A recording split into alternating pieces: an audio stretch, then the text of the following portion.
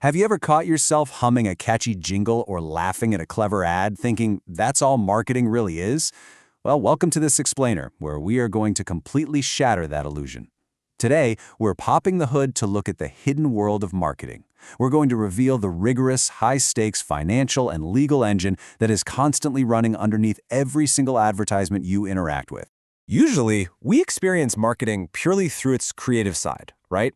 The emotional appeals and the brand equity that make us feel connected to a product. But behind closed doors, there's a totally different operational reality. The true corporate heartbeat of marketing is actually capital allocation and statutory compliance. It's a massive mathematical exercise governed by strict ledgers and incredibly heavy legal frameworks. We have a lot of fascinating ground to cover today. Here is our roadmap. First, the marketing balance sheet. Second, slicing the market.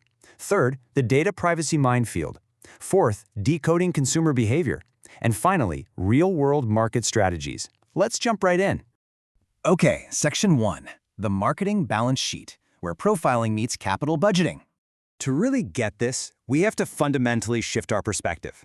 Targeting isn't just a fun, creative brainstorming session where a team picks an audience. It is an intensely data-driven mathematical process. When chief financial officers look at target profiling, they are verifying that the company's promotional spending is going to yield actual, verifiable operating cash flows. They are running penetration indexes to justify long-term capital investments, all while ensuring absolute compliance with data laws. It's all about calculated returns. That brings us to Section 2, slicing the market, the blueprint of segmentation. Let's see how companies divide up these massive audiences and how each slice literally impacts the corporate balance sheet. This is wild when you really think about it. There is a direct, undeniable link between your personal traits as a consumer and corporate accounting. Every single segmentation base translates into a specific tax regulation or accounting standard. For example, if marketers group buyers by geographic location, tax accountants immediately have to map out state-specific GST place of supply rules just to claim input tax credits. Or if they segment by psychographics, like your lifestyle and values, valuation experts actually capitalize that resulting brand equity as premium intangible corporate assets under the IND AS 38 framework. It is entirely interconnected. But here's the catch. A marketer can't just invent a segment out of thin air. For any consumer group to be commercially viable, it has to pass 5 non-negotiable financial gatekeepers. If a segment isn't measurable with quantifiable transaction histories, accountants will just mathematically exclude it from the budget. If it isn't substantial enough, the projected revenue literally won't justify the long-term capital expenditure. Every single rupee spent has to yield a verified return on investment, which is heavily enforced through zero-based budgeting. This is exactly why you only see ads for things you're statistically likely to buy. If you don't fit the math, you're not in the budget. But how do they get the data to measure these segments?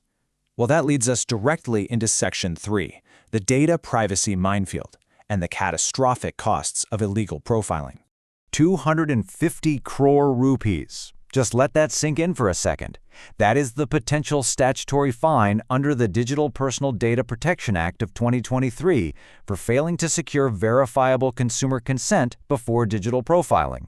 And to make matters worse for these companies, tax accountants classify these exceptional penalties as completely non-deductible under the Income Tax Act. That means a fine like this directly and brutally wipes out a company's profit after tax. And the regulations are tightening fast, especially around demographics. Targeting minors without explicit, verifiable guardian consent instantly transforms a profitable database into a massive corporate liability. If a company violates this strict prohibition, their cost accountants are legally forced to execute immediate, devastating asset write-downs on the balance sheet. So, data privacy? It is way beyond just an IT issue now. It is a core financial risk. Which naturally brings us to Section 4, decoding consumer behavior, or the math of buying decisions.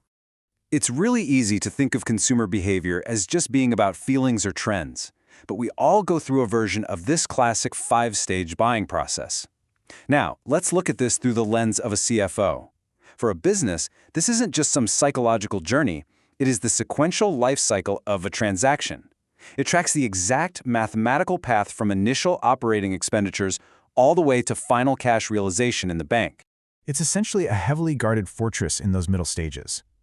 When you are searching for information, companies are strictly banned from using manipulative digital dark patterns under e-commerce rules. And when you're evaluating alternatives, Any dynamic pricing algorithms a company uses are subject to severe antitrust checks under the Competition Act to prevent predatory pricing. So no, they legally cannot just charge you more because their algorithm knows you're desperate. Market integrity is enforced at every single cognitive step. Every single action you take has a literal financial chain reaction. Need recognition requires immediate uncapitalized operational outlays from the company. The exact second you make a purchase decision, it triggers API-driven UPI settlement matches and immediate GST liabilities. Experiencing buyer's remorse? That forces accountants to establish formal contingent liabilities under the IND-AS 37 framework for sales returns. Even if a brand claims their product is eco-friendly to appeal to your changing tastes, it can invite massive fines under CCPA greenwashing guidelines if they don't have the hard scientific data to back it up. All right, let's bring it all together in Section 5, Real-World Market Strategies. We're going to ground this theory in Indian markets. Let's look at how these dense frameworks actually generate massive returns in the real world. Take a powerhouse like Hindustan Unilever. They perfectly demonstrate the financial power of differentiated, micro-segmented marketing. By offering a vast portfolio, ranging from Wheel for the mass market all the way up to Surf Excel for premium segments, HUL's cost accountants can actually optimize entirely separate supply chains. They match the economic purchasing power of incredibly diverse demographics to perfectly calibrated cost-plus pricing structures. It is a masterclass in scale. Then, flip the script and look at Reliance Jio. They took a completely different approach. They analyzed the extreme economic price sensitivity of the Indian consumer and deployed an undifferentiated mass market strategy. Their financial controllers authorized massive initial capital expenditure, deliberately accepting short-term operational deficits through penetration pricing. And the result? They secured a monopolistic, highly lucrative, and incredibly stable digital cash flow pipeline. They basically played the long game and won. And finally, there's the quick commerce giant, Zepto. Zepto shows us exactly how hyper-local geographic segmentation works in practice. They exploit our psychological desire for instant gratification by using strict geofences to optimize their dark store inventory. This hyper-targeting allows them to achieve massive inventory turnover ratios that practically minimizes their holding costs under the IND-AS 2 accounting standard, maximizing corporate liquidity. Its speed turned into pure financial efficiency. So I want to leave you with a provocative thought as we wrap up this explainer. We are moving incredibly fast toward an era where AI systems will autonomously evaluate our changing search patterns and behaviors. When algorithms start dynamically altering localized pricing, optimizing transaction costs, and updating GST ledgers instantly on the fly without any manual human intervention at all, how will businesses and regulators adapt to this completely unprecedented speed of commerce? It's a fascinating, slightly terrifying frontier. Thanks for joining me today. And the next time you see an ad, remember to question the massive machinery running quietly behind it.